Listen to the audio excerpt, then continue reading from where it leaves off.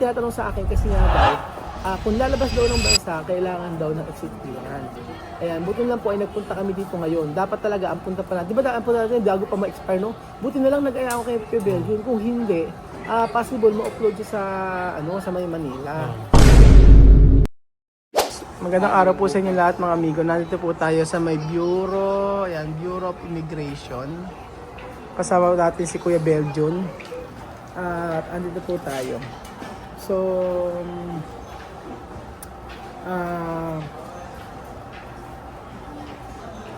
paano ba i-explain? Tinawagan po kasi, tinawag po ako sa Manila dito, tinawagan po ako sa Bureau of Immigration dito. At may tinatanong sa akin. So, kasi malapit na po kasi kaming lumipad papuntang Korea. So, may problema. Hinahanap sa akin yung passport ni Chamame. Eh, ang passport ni Chamame, mga amigo, ay nasa Metro Manila. Nakipilo, nakipil sa Pinsan ni Lenden. Ngayon, natanong sa akin, kailangan daw yun. Yung sabi sa akin, hinahanap sa akin. Eh, wala na akong maipakita. Eh, after tomorrow, aalis na kami puntang Korea. So, kailangan yata na exit. Ay. Magandang araw po. Magkapakupo ng 2x2, pwede po ba? 2x2 po. Picture. Apo. The more the merrier. Ayan po. Magandang araw po sa inyo lahat mga amigo. Nandito po tayo sa May Pacific. At for today's video ay galing kami dito sa may immigration. At nag-renew kami ng visa ng mga bata. Kaso, after 2 days kasi, di ba, magpupunta kami sa Korea, lilibot kami. So, mamaya ikukwento ko sa inyo yung nangyayari. At napakabait ang Lord. At isinigya kami. Kasi, possible mga amigo na ma-upload si Chamame. Opo, possible po na mga upload ko si Chamame sa airport. Kaya, kailangan meron kuning dokumento. Eh, kung hindi kami nagpunta rito, for sure po mga amigo, ay ma-upload po si Chamame. At baka mapabalik sa Equatorial Guinea.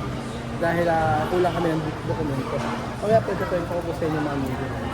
Kapapicture muna si Chamame. So, andito po kami sa may, sa Metronics. Magpapa-picture ng 2x2 si Chamame. Okay na pa? Okay na. Thank you po. Thank you. So, ayan pa mga amigo ni picture. Porque cambiar. Porque blanca. Ayun na, vamos, mami. Ayun na, vamos.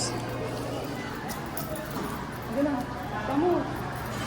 So, ayan po mga amigo. Tara na. Vamos. So, nagka-picture pa kami ng 2x2 kasi kailangan po sa exit clearance doon siya naman. So, may mga ganun-ganun pala. Kunin na lang, napakabait lang immigration dito, Bureau of Immigration, officer dito sa Pacific. At, sinabi talaga nila na kapag daw lalabas ng bansa, kailangan magkaroon ng clearance. So, 3 days dapat daw ma-release ito. Pero ipapakiusap daw. Kasi kailangan namin lumabas ng kailangan namin mag-travel siya mami. Ayan po. Kami nag-aapuran na. Mamadali kami at baka magsarado ang opisina. Magsarado na sila hanggang alas 5 lang. Eh, alas 3 na mahigit. Pero may pinagpipila pa si Pebe Jun. Ewan ko kung tapos na. Ayan. Oh, okay na. Picture na lang. Okay na? Passport? Kopya. Teka lang. Nasa di ba? Passport number ba? Oo. Ito. Ito, passport number. Okay. Hindi na makita. Ano mo? Na kailangan daw yung dala sa airport, hanapin pa natin kung saan. Dali sa airport yan? Itong ID niya, Kailangan yung ID makita. Hindi na mawala ID ni Chamame. wala kipid, nakadikit doon sa passport. Wala. Kasi passport ID. Alam naman sa dating ano niya, kunin mo. Hmm? Yes, Wala passport dito. Nandiyan, passport number ba? Ah, Ala ba dito? wala. Diyan naman dito. Check mo dyan, baka andyan lang. Wala dito nga. Ay, kay Pilo. Message ko kay Pilo. Teka lang. Passport number.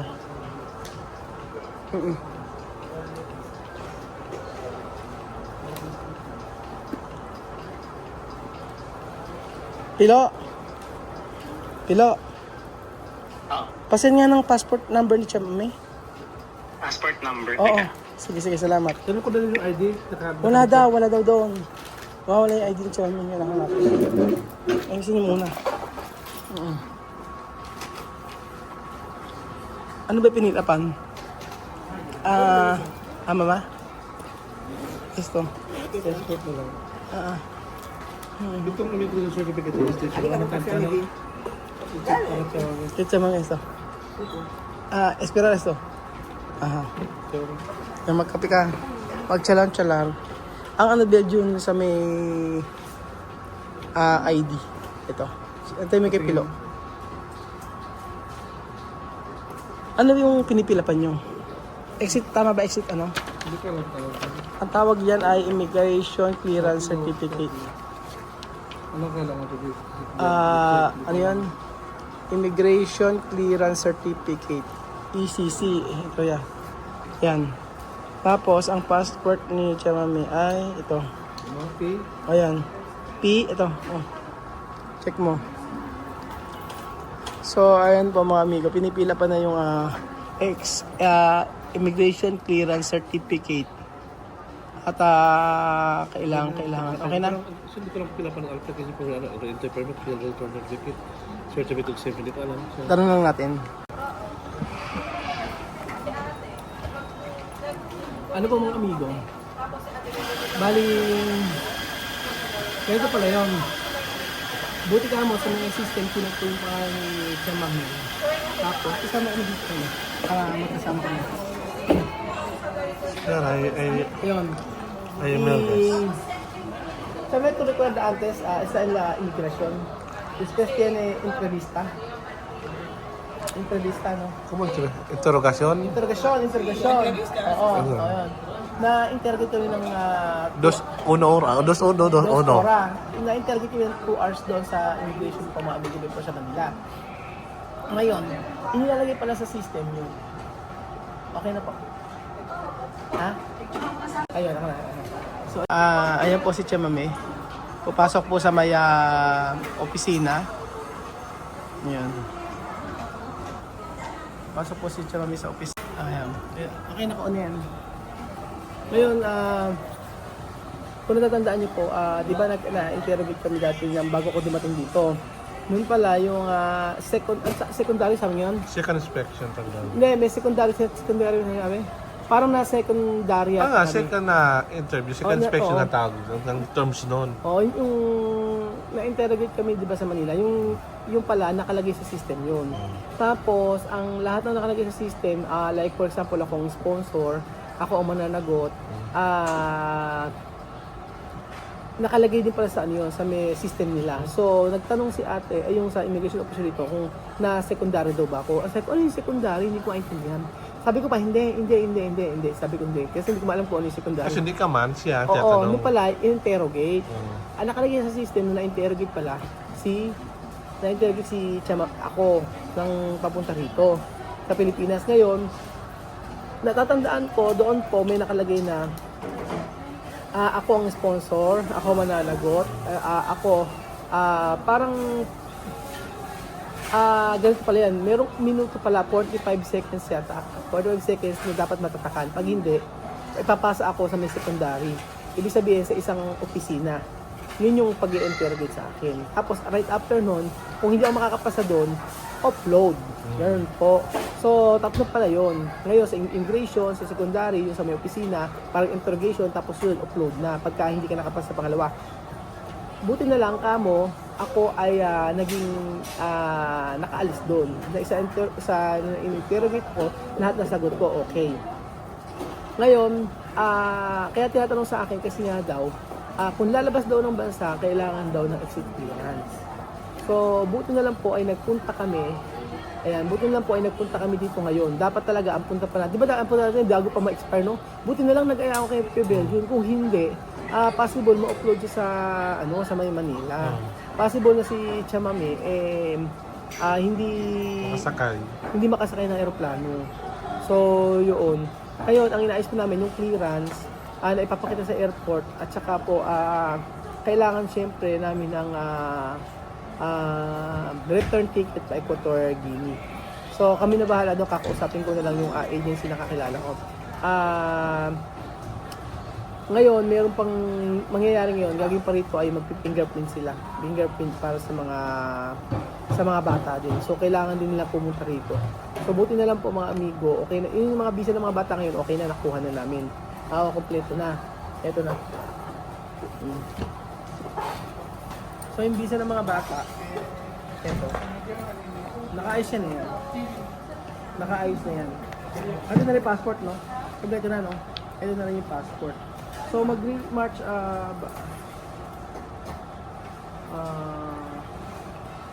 ang July. March, July. Oo. Hanggang July 14. Hanggang July 14, valid yung kanilang visa. So, ngayon, naiintindihan ko na unti-unti. Naiintindihan ko na unti-unti yung about dito sa mga visa na yan. So, halimbawa, ang mga bata po ay magpupunta po sa ibang bansa. For example, pupunta sila sa Hong Kong, magkakaroon ng exit clearance, and then after ng exit clearance po mga amigo, ay,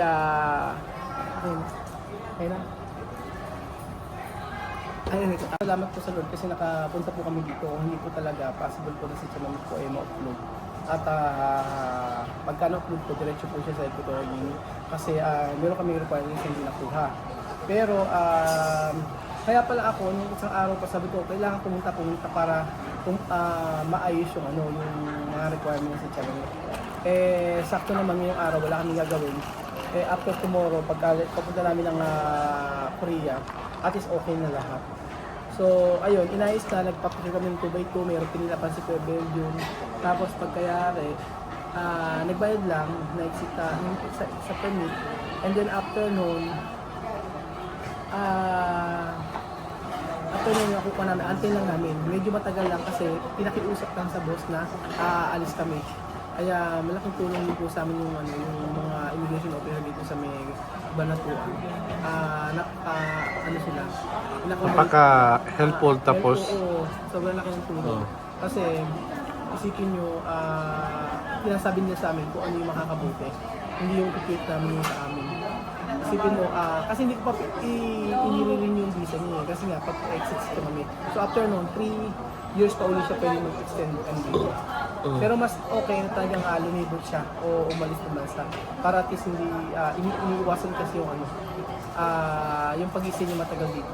Paging siya. Tapos, sabi niya, huwag naman daw ako matakot. Pero nag-worry ako na kami kapag sa ibang bansa na kasi. Siyempre, nung nakita mo yung experience namin na 2 hours ako ng interrogate, possible, mangyari ulit sa akin yun. Pero sabi niya ganun ni ma'am, na officer, huwag ka mag-alala kasi ikaw naman ang may sagot dito. Kumbaga, lahat naman legal at saka naayos yung business nila every 2 months. Kaya maaga dapat tayo doon sa immigration kasi alam ko interview kayo bago umalis na naman. Oo, kaya kailangan maaga. Pag-alis, interview naman kayo, matagal naman kayo doon. Mauna na kami kasi alam mo, may isay kayo doon. Yung pag-alis, walang problema. Kasi alis lang na. Pero yung pagbalik yun. Kasi natatanda ako dati, kasi pila kayo sa foreigner. oo. Tapos iba rin. Sinong okay ka muna mauna? Talaga, inahanap sa immigration, alam mo, hinahanap talaga hinahanap talaga yung visa nila. Hinahanap. Talagang kailangan na ipakita mo. Kasi nung umuwi kami sa may nagbakasyon sa mga hinahanap talaga sa akin. Kaya dapat i-arrange mo yun. Yung mga papel, Tapos arrange mo yung papel. Arrange kami mo.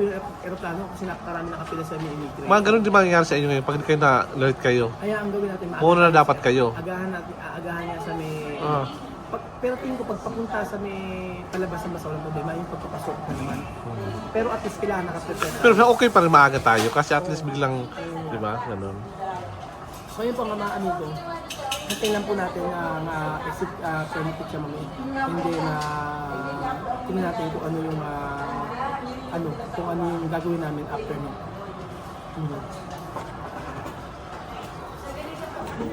Yan po mga amigo, ayan si Tia Celsa, pinatawag na po doon. At hindi ko alam, pinapirma siguro para sa kanyang clearance. Tapos, pinicturean siya. Saan yung picture, yung thumb mark na yun, Bel, yun? Thumb mark siya, may thumb mark yun, tsaka picture. Para saan? Yung thumb mark na tsaka picture. Ano mo talaga? Para documentation na lang. Oo. So, ayan. Okay na? Okay na?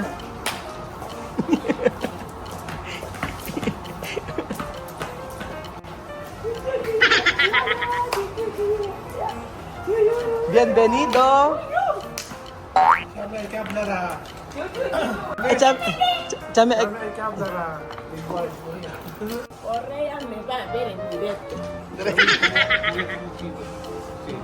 oo. Pero blanco. Pero alto. Koreano. Pero,